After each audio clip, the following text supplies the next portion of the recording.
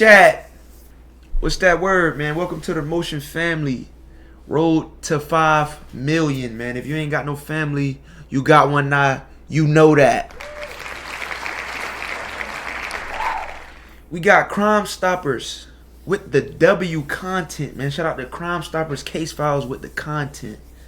19-year-old cyclist targeted by a gang. Full episode. Crime Stoppers Case Files Miami, chat. Let's see what's going on, fam. Road to 5 million. Y'all like, comment, subscribe, kick. What's that word?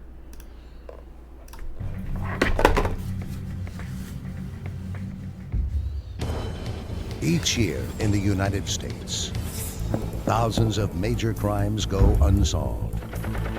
When the case has gone cold and police have nowhere to turn, they seek assistance from the public. This is a program dedicated to solving these cases.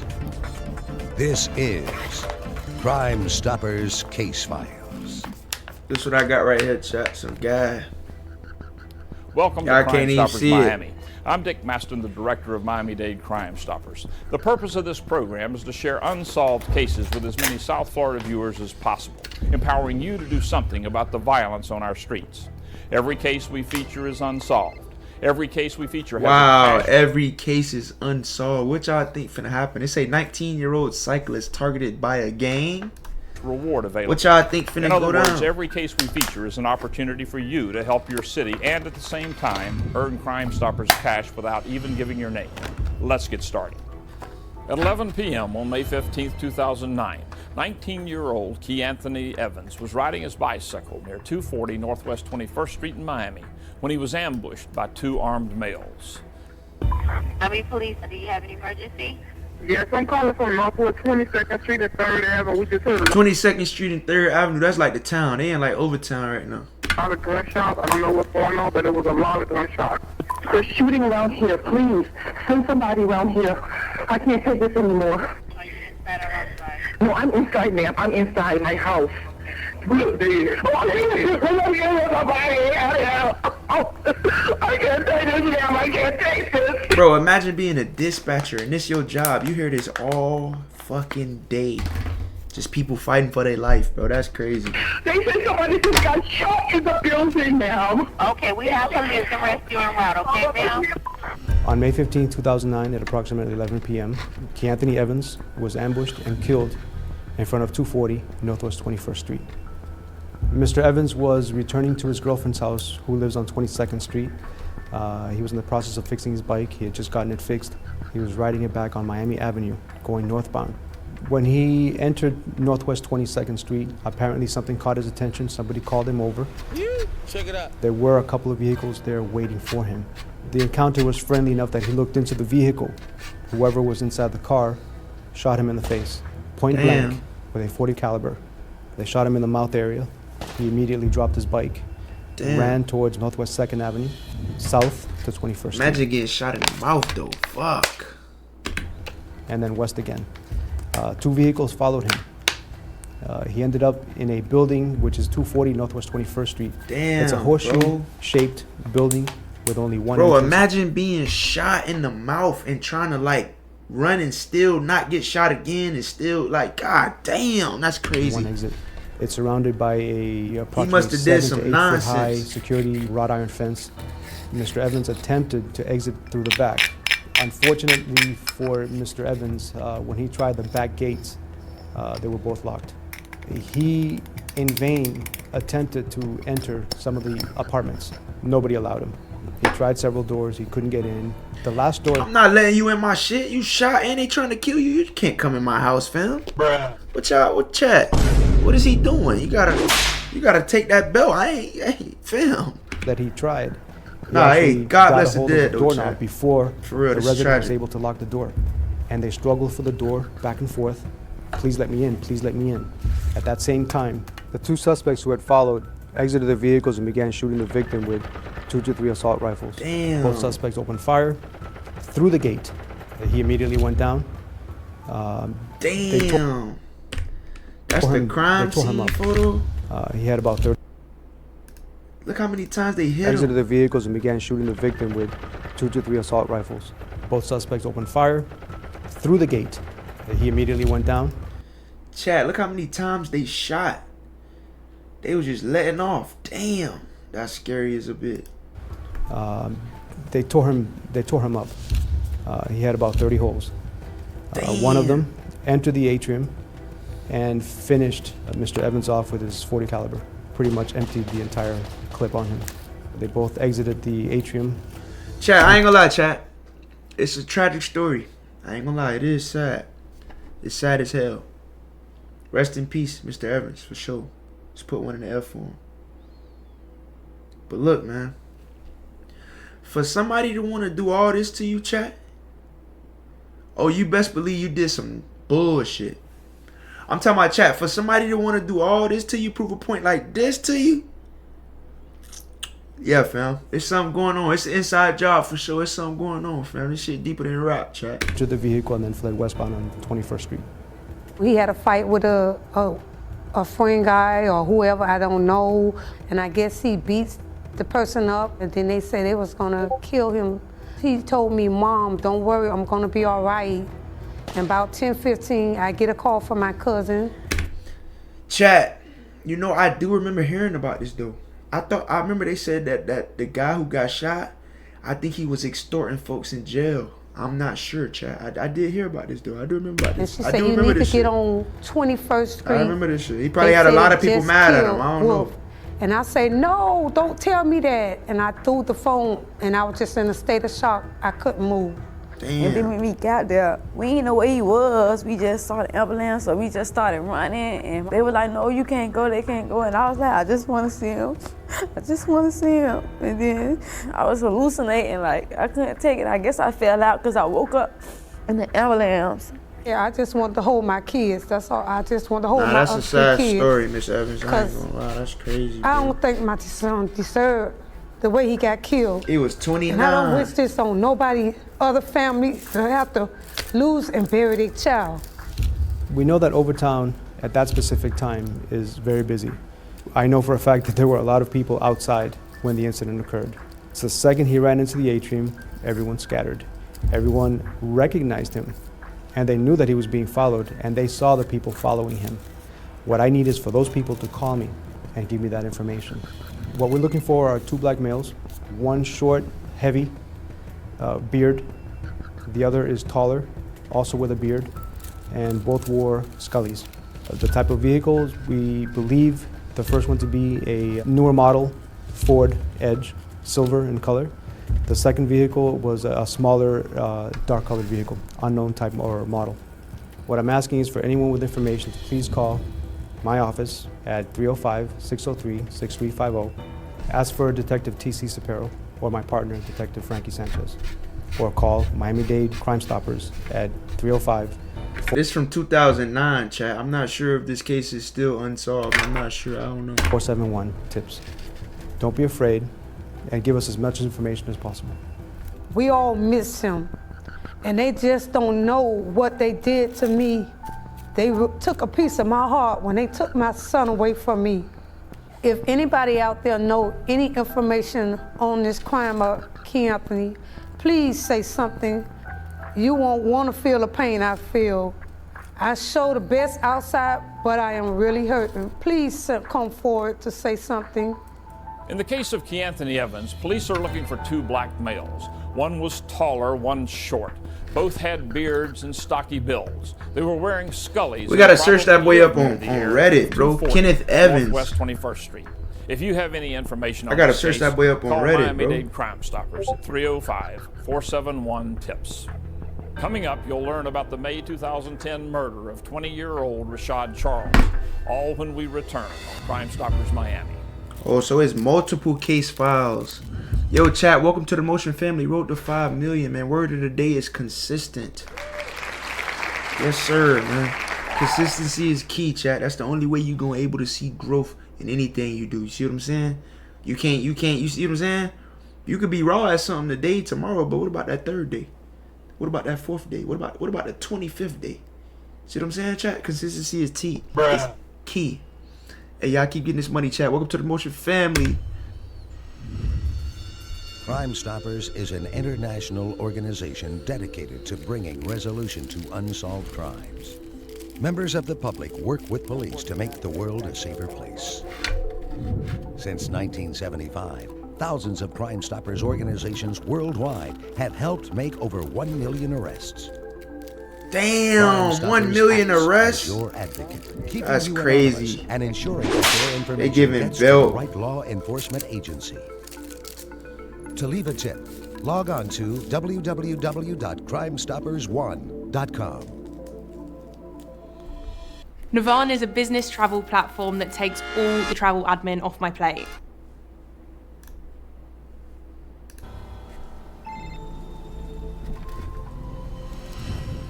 On May 21st, 2010, at 6 o'clock in the evening, 20-year-old Rashad Charles was shot and killed while playing dice.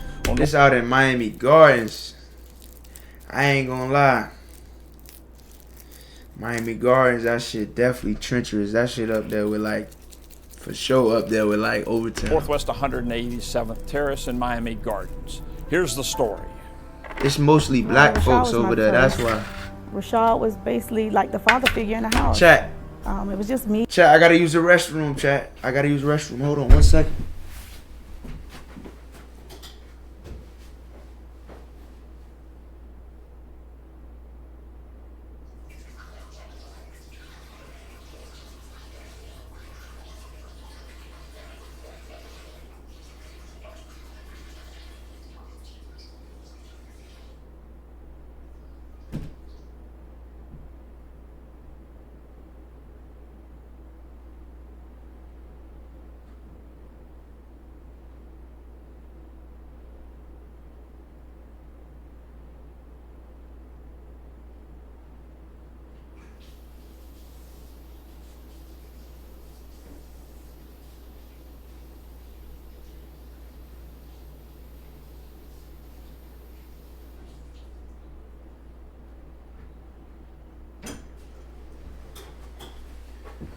My fault, fellas. We back into it, man. We got 19-year-old cyclist targeted by a gang. Full episode. Crime Stoppers case files. Him and my youngest son. We struggled a lot to get where we were at. Every summer, I would have him actually work through our little summer programs so he can learn independency. My youngest son looked up him as a father figure. So he basically was our rock to hold our family together. You know, no matter what, if it's a dispute, you know, he's like, get over it, you know, make up, let's move on. He was a good kid. He was a good kid in school. He went to school, he finished school, very respectable. They all grew up in my mom's house, so they was like old-fashioned raised because my mom is old-fashioned. Rashad was the type of person that if it was a gloomy moment, he'll just make the whole room just laugh. He's a very outgoing individual.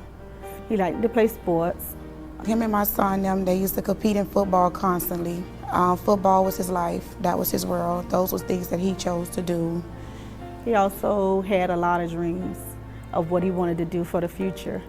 He wanted to be an NFL player, he would tell you. Then he changed from being an NFL player and say he was going to be this rapper. Then it changed from being a rapper, he wanted to be a manager over a company and, you know, so on. And then he started understanding that cheese, chat. That money start making sense to him. That boy say, hold on, I might need to be a damn manager. I'm trying to be a damn rapper. I need to manage these niggas.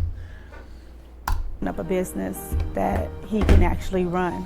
Rashad was a go-getter. He would never give up, no matter what a person tried to tell him that he could or could not do. I would stay in his ear and tell him, don't listen to what people have to say, and that it's never too late.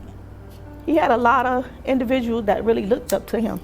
Rashad had that leadership mentality, and he was a giver. Sometimes you don't even know the things that he would do because people be like, you know, he came by my house today just to say he was just checking up on you. And I was like, what? I can't believe that, you know. He always loved to go and spend time with my mom. In all, he was a good boy. And people even on my job that I didn't know that even knew him, adults, older people, always said how he respected them when they came to his house and how they loved him. And how he always leave everybody with a smile, no matter what.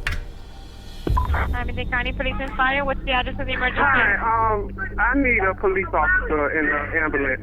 Did you see what happened, ma'am? No, I was in the house. I heard gunshots. There's a guy on the ground shot in the head, and nobody could do Okay, something. and what is going on right now, ma'am? The neighbors outside, the lady just crying, saying somebody's son dead, another kid shot. Okay, she needs to calm down, okay? There's kids there, and they're already on the way. Wait, they say Okay. what? Okay. What the dispatcher said? He was a good boy, and people even on my job that I didn't know that even knew him, adults, older people, always said how he respected them when they came to his house and how they loved him and how he always leave everybody with a smile, no matter what.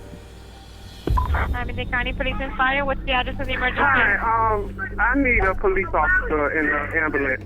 Did you see what happened, ma'am? No, I was in the house. I heard gunshots. There's a guy on the ground shot in the head, and nobody could do Okay, something. and what is going on right now, ma'am? The neighbors outside, the lady just crying, saying somebody's son Bro, dead, that's so another kid crazy. shot. Okay, she needs to calm down, okay? There's kids there, and they're already on the way. Okay. Okay? Thank you. Okay, you're welcome.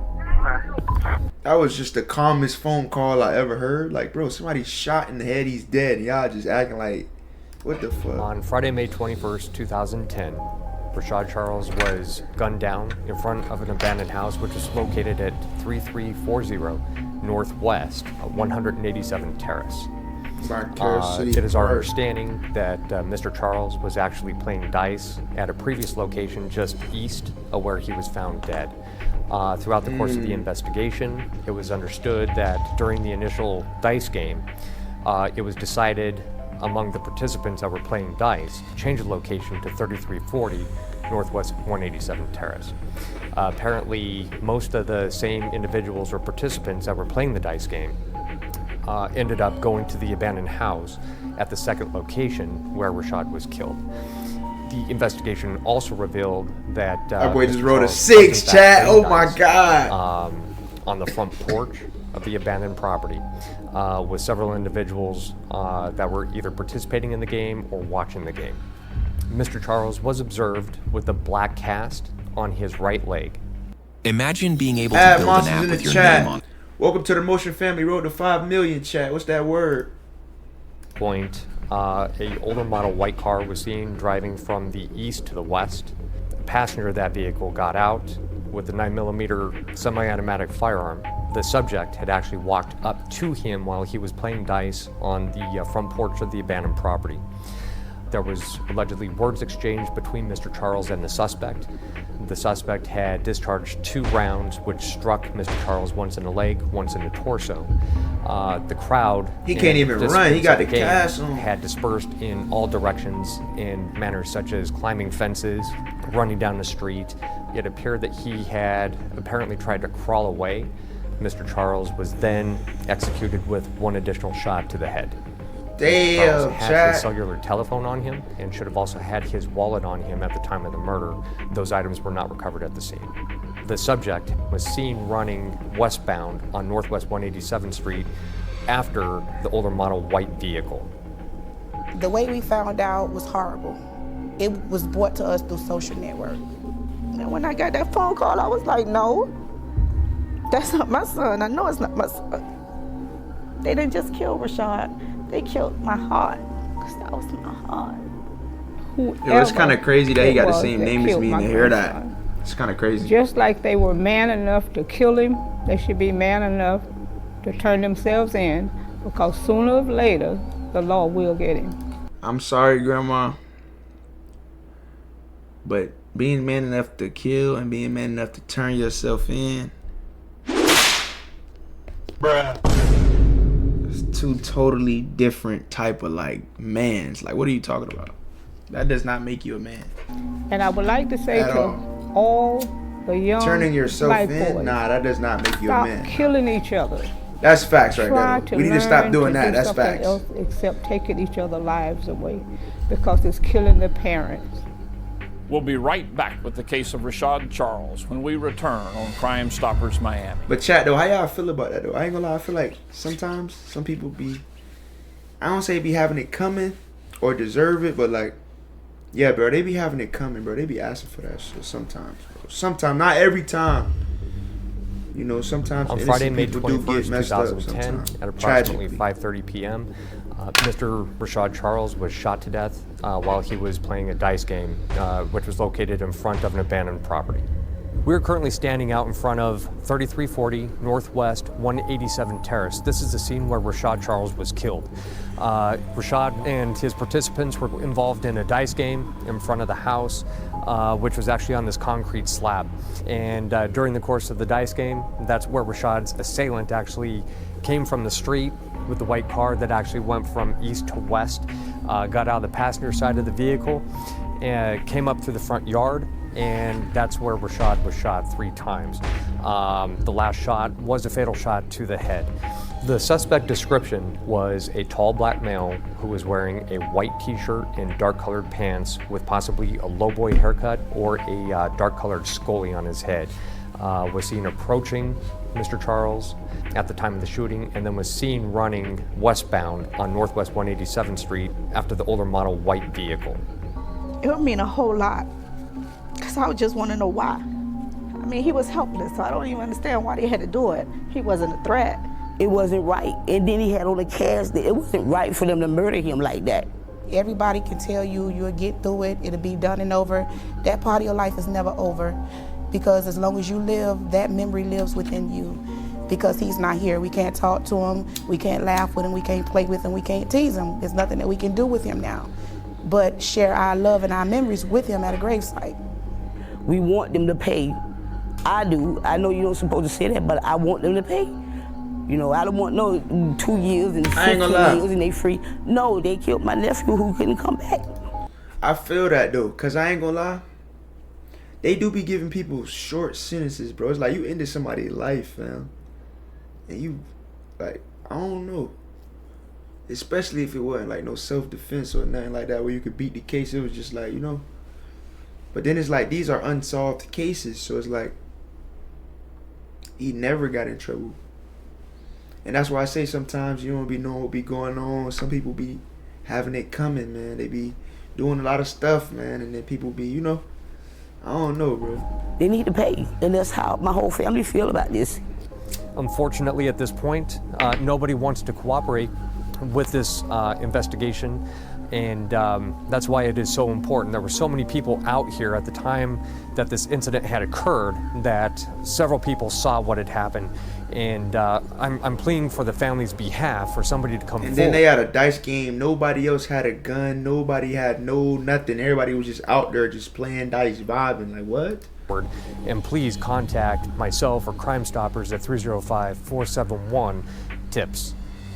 I can also be personally contacted at my direct line, which is 305-474-1566. My name is Detective Dave Noble with Miami Gardens Homicide, or my partner, Detective Joseph Zellner with Miami Gardens Homicide.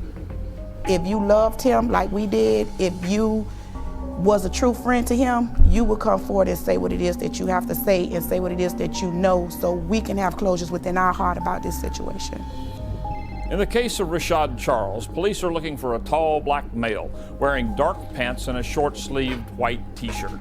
They believe he may have been in an older model white car. If you have any information that could help detectives, call Miami-Dade Crime Stoppers, 305-471-TIPS. We know that running a small business in the chat. I think it's one more case they going through. I think it's one more.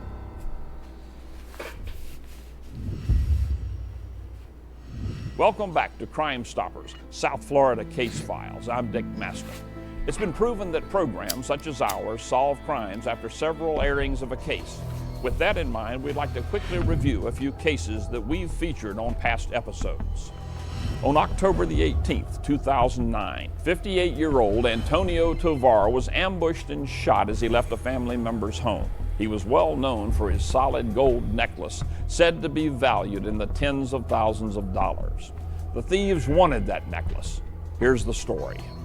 On October 19th, 2009, officers were dispatched to an area within Mango Hill, development in Hialeah. Yeah, I think this was somebody he know. Officers arrived to find a know. male who had sustained gunshots throughout Gotta the body. open your eyes, chat. They soon discovered the male had been a victim. Gotta of a cut box your robbery. grass sometimes. Get the Our snakes victim, out that Antonio motherfucker, Tovar, man. was here visiting family from New Jersey. At about 9:30 at night, that visit ceased. Our victim exited the house and proceeded to say goodbye to family members. Whoa, he was down here on a visit from Jersey. Damn, he had a chain on probably for like a few days. That's crazy. 2 to 3 males. So it definitely wasn't somebody he know. It probably was some stick-up kids for sure. Was waiting for him outside to ambush him. As he walked to the car, those males approached and tried to take the gold chain he was wearing. A struggle ensued. The family member within the car exited the car to assist our victim. Inadvertently, he left the car in reverse, causing the car to drive away unattended. At this time, one of the offenders produced a handgun and shot our victim. After the shooting, our subjects ran past the relative that was inside the house at one point. That person had the mindset to grab one of the offenders by the shirt. That offender turned around and blindly cranked a shot, hit by the projectile. But luckily it was just a flesh wound. Our subjects ran through the grassy field located just north of our location and disappeared.